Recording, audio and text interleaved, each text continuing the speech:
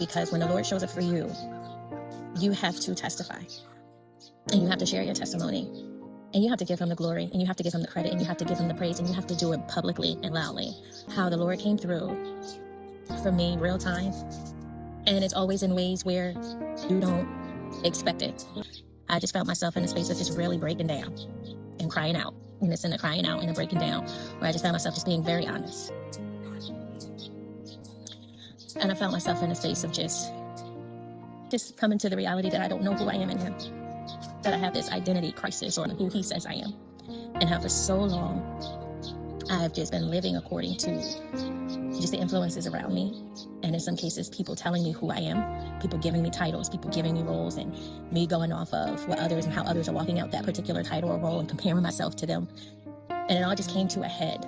And when I look back, because sometimes we can miss it, when I look back over the experiences and the encounters that I've had with Christ this past week, and then I look back over the experiences that I've encountered with people who I would not have even imagined the Lord would use. I'm so grateful and so blessed, and God is so good because he answers. And I think sometimes we miss it because we're so looking forward to it coming one way, one particular way.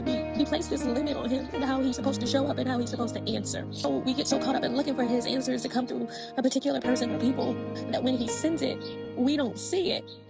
We don't recognize it. And I'm just so blessed. I'm blessed because that's proof for me that he hears me, not that I needed it. Because scripture tells us he hears the prayers of the righteous, and I'm righteous because he says I am. But even sometimes scripture can just get to the point where you're so familiar, it's just scripture. And we don't take the time to really sit with that and really live it out and find truth in it and hold on to it and cling to it.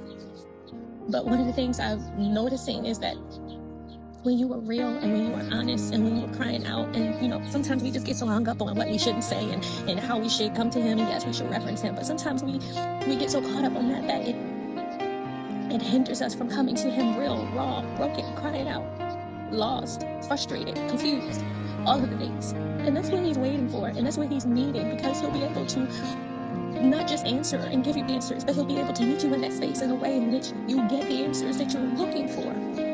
This is what I'm trying to say, is that God hears you. Our Heavenly Father hears you, and he meets you where you are. And if you would just be honest with yourself, but even more honest with him, with your frustration and brokenness, break down. Some of us are so prideful, we don't even want to break down. We have on the shield that we have to have with people because we feel like if we show our vulnerable side, then it makes us look weak, or it gives them opportunity to pounce on us. And then we carry that same thing into our prayers with the Lord. And then when he sends us answers or sends us people, we